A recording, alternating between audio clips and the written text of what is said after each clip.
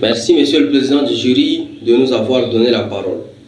Monsieur le Président du jury, honorables membres du jury, Mesdames et Messieurs, bonjour et bienvenue à cette présentation de soutenance en vue de l'obtention du diplôme de master professionnel en nutrition de santé publique, diététique et éducation nutritionnelle. C'est un privilège et un honneur pour nous de soumettre à votre appréciation l'essentiel de ce travail qui porte sur le thème suivant: pratiques alimentaires et malnutrition chez les enfants soudanais de 6 à 59 mois dans les camps de réfugiés à Adré au Tchad. Pour ce faire, nos propos seront structurés comme suit. Nous commencerons par une introduction. Nous présenterons ensuite de manière chronologique la méthodologie employée, les résultats qui seront simultanément discutés, desquels découleront une conclusion, des recommandations et des perspectives. Puis, nous finirons par un résumé en langue anglaise. Pour ce qui est de l'introduction, nous dirons que les crises humanitaires provoquées par les conflits armés exposent les populations déplacées à une pauvreté extrême, à une insécurité alimentaire, des conditions sanitaires défavorables. Et chez les enfants, cela peut conduire à une malnutrition, comme nous pouvons le remarquer sur la diapo. La malnutrition donc est définie selon l'OMS comme étant un état pathologique résultant d'un ou de plusieurs nutriments essentiels pour l'organisme, reste jusqu'à nos jours un problème majeur de santé publique. Selon l'Organisation mondiale de la santé, environ 45 millions des enfants de moins de 5 ans souffrent de la malnutrition aiguë et près de 149 millions présentent un retard de croissance. Ces chiffres interpellent notre attention. En Afrique subsaharienne, nous observons des proportions alarmantes. C'est dans cette région que se concentrent 90% des cas de malnutrition aiguë sévère. Le Tchad, pays de Toumaï, est le pays d'Afrique le plus touché par cette pathologie qui est la malnutrition. Selon l'enquête nationale SMART menée en 2024, la prévalence de la malnutrition aiguë globale est de 10,8% et celle de la malnutrition aiguë sévère de 2,1%, qui sont au-delà du seuil fixé, du seuil d'alerte fixé par l'Organisation mondiale de la santé. La région de l'Est, principalement la ville frontalière d'Adré, est fortement impactée par cette malnutrition. Adré, en raison de sa proximité avec le Soudan, est devenue une zone d'accueil des milliers de réfugiés soudanais. De nos jours, on compte plus d'1 million de réfugiés soudanais ayant franchi le sol tchadien. Et dans cette population, une forte proportion des femmes et des enfants de moins de 5 ans. Connaissant donc l'importance des pratiques alimentaires dans le développement, la croissance et la santé à long terme de ces enfants, dans ces conditions et face à cette situation critique, en lisant les travaux intérieurs, nous avons remarqué que très peu d'études ont été menées, que ce soit sur les pratiques alimentaires, sur cette population déplacée. Raison pour laquelle nous nous posons donc la question de savoir en quoi est-ce que les pratiques alimentaires influencent-elles la santé des enfants soudanais de 6 à 59 mois dans les camps de réfugiés à Adré. Pour répondre à cette question, les hypothèses suivantes ont été formulées. L'état nutritionnel des enfants est influencé par les facteurs sociodémographiques, socioculturels et d'accès à l'alimentation. Les pratiques alimentaires inadéquates chez les enfants s'associent à un état nutritionnel médiocre chez ces enfants. Pour vérifier donc ces hypothèses, nous nous sommes fixés comme objectif général de contribuer à la promotion et à l'amélioration de la santé des enfants à travers l'étude de leurs pratiques alimentaires. De façon spécifique, il s'agissait de décrire les pratiques alimentaires des enfants soudanais de 6 à 59 mois, d'identifier les facteurs d'influence de ces pratiques et enfin d'évaluer l'état nutritionnel de ces enfants. Pour mener à bien ce travail, nous avons effectué une étude de type descriptive transversale sur une période de 3 mois allant de mars à juin 2025 dans les camps de réfugiés à Adré au Tchad.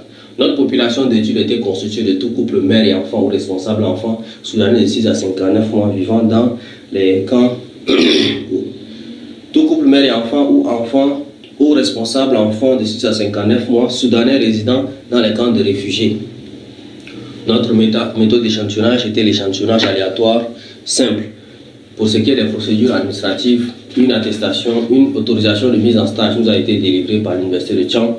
Une fois sur le terrain, nous avons une autorisation de recherche de la part de monsieur le préfet de la ville d'Adré. Et pour accéder au camp et mener notre enquête dans de bonnes conditions, nous avons une autorisation verbale du chef de camp. C'était un entretien guidé face à face avec les couples mères et enfants. Et nous étions accompagnés des agents communautaires qui facilitaient la tâche dans la communication. nous avons décidé d'exclure de notre étude les gardiennes ou les mères ayant refusé de répondre à nos questions ou ayant retiré leur consentement. Les enfants de 6 à 59 mois, qui sont certes soudanais mais atteints de maladies graves non liées à la nutrition, ont également été exclus de peur de fausser l'évaluation nutritionnelle. Pour ce qui est de la taille d'échantillon, grâce à la formule statistique suivante établie par Lorenz, au seuil de 5% à un intervalle de confiance de 1,96, grâce à la prévalence de la malnutrition aiguë globale dans la région du Wadaï qui est de 17,5%, après calcul, nous avons obtenu une taille d'échantillon qui s'élève à 216 couples enfants, mères et enfants à inquiéter. Donc, nous avons pu atteindre la taille d'échantillon car nous avons collecté des informations, des données chez 218 individus. Un ensemble d'outils et d'instruments nous ont permis de collecter nos données. Nous avons utilisé un questionnaire d'enquête structuré pour la collecte des données sur les facteurs sociodémographiques, les pratiques alimentaires et autres. Et pour ce qui est des données anthropométriques, nous avons utilisé la toise, la balance et le MIAC. La collecte de nos données a été effectuée grâce à l'application mobile Kobo Collect. Le traitement et l'analyse sont faits grâce au logiciel Statistical Package for Social Science version 22 et l'évaluation de l'état nutritionnel a été faite grâce au logiciel ENA4Smart 2020. Pour ce qui est de représentation graphique et des tableaux, nous avons utilisé le logiciel Microsoft Excel 2016 et tout le rendu a été fait sur le logiciel Microsoft Word 2016. Le test statistique de Q carré de P a été utilisé au seuil de 5%. Les résultats sont significatifs à pi inférieur à 0,05. L'ensemble donc de cette méthodologie, Monsieur le Président du jury, honorable membre du jury, nous a permis d'obtenir un certain nombre de résultats. Le tableau 1 montre les caractéristiques sociodémographiques des enfants. De ce tableau, il ressort que les enfants de sexe féminin sont légèrement plus dominants que ceux de sexe masculin. Et la tranche d'âge la plus représentée est de 12 à 23 mois. Ce résultat est cohérent avec celui de Karel et al. En 2017 à Lumumbashi au Congo qui trouvait une fréquence de sexe féminin plus élevée également.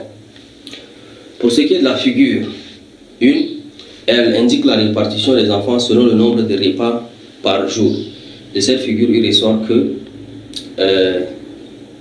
2 tiers des enfants consomment 2 à 3 repas par jour. Ce résultat diffère de celui de Tikambala et al. Au Congo-Brazza en 2018 qui trouvait une fréquence de repas plus élevée. Cette différence pourrait s'expliquer par le fait que les réfugiés soudanais vivent dans des conditions précaires et donc n'ont pas assez de ressources, que ce soit alimentaires ou financières, afin d'alimenter plusieurs fois par jour leurs enfants. Pour ce qui est de la figure 2, elle nous montre la répartition des enfants selon le groupe d'aliments consommés régulièrement. Il ressort de cette figure que l'alimentation des enfants est fortement dominée par la consommation des céréales et des légumineuses. Ces résultats corroborent celui de Bwanga et al. En 2024 qui observait une tendance similaire des céréales et des légumineuses qui sont également fortement consommées. Donc ce résultat pourrait s'expliquer par le fait que dans les camps de réfugiés, les réfugiés soudanais dépendent en grande partie de l'aide humanitaire, cette aide humanitaire qui est constituée pour la plupart du temps des céréales et des légumineuses, raison pour laquelle nous constatons cette consommation excessive de ces groupes d'aliments. Le tableau 2 indique la répartition des ménages en fonction de l'aide perçue. Donc de ce tableau, il ressort que 2 tiers des ménages perçoivent de l'aide alimentaire, mais la plus grande partie trouve que cette aide n'est pas suffisante pour couvrir les besoins alimentaires des ménages. Pour ce qui est de la perception de la qualité des enfants, de la qualité des repas des enfants, la figure 3 révèle que 2 tiers des femmes trouvent que l'alimentation de leurs enfants, perçoivent que l'alimentation de leurs enfants est insuffisante.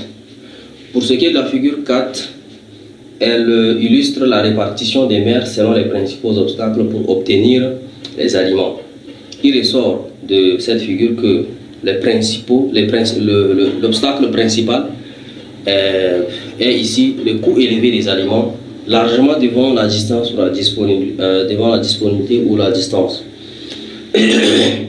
Cette cherté de vie pourrait s'expliquer par le fait que dans la ville d'Adrien, nous observons une forte population des humanitaires, raison pour laquelle les autochtones augmentent les prix des denrées alimentaires sur le marché. Pour ce qui est de l'évaluation de l'état nutritionnel, la figure 5 montre une situation critique et cela indique que la forme de la malnutrition qui est très présente chez les enfants est l'insuffisance pondérale avec un seuil de 72,50%. Ces résultats diffèrent des enquêtes de l'enquête SMART 2024. Le tableau indique une association entre les pratiques alimentaires et l'état nutritionnel des enfants. Il ressort de ce tableau qu'il y a un lien significatif entre les pratiques alimentaires et l'état nutritionnel avec p-value inférieur à 0, avec p-value inférieur à 0,0, avec p-value égale à 0,043 et 0,038 qui sont inférieurs à 0,05. Donc cela nous permet de vérifier l'hypothèse selon laquelle les mauvaises pratiques alimentaires influencent négativement l'état nutritionnel des enfants.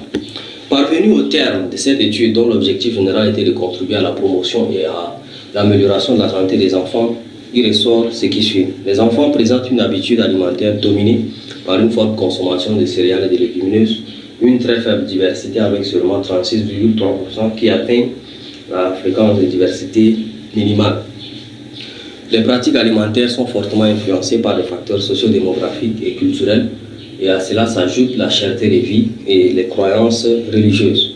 L'état nutritionnel des enfants est alarmant. 40,6 souffrent d'émaciation, 72,5 d'insuffisance pondérale et 64,4 de retard de croissance. Pour contribuer à l'amélioration de ces conditions, nous suggérons des recommandations suivantes. Au ministère de la Santé publique au Tchad de renforcer la formation continue des agents de santé et des relais communautaires sur la nutrition infantile et la diversification alimentaire, d'organiser et d'intensifier les campagnes de sensibilisation en langue locale sur les bonnes pratiques alimentaires chez les enfants. Aux organisations humanitaires et partenaires techniques d'adapter les rations alimentaires en intégrant davantage des aliments enrichis et variés, de soutenir les initiatives de jardins communautaires et des micro-projets agricoles.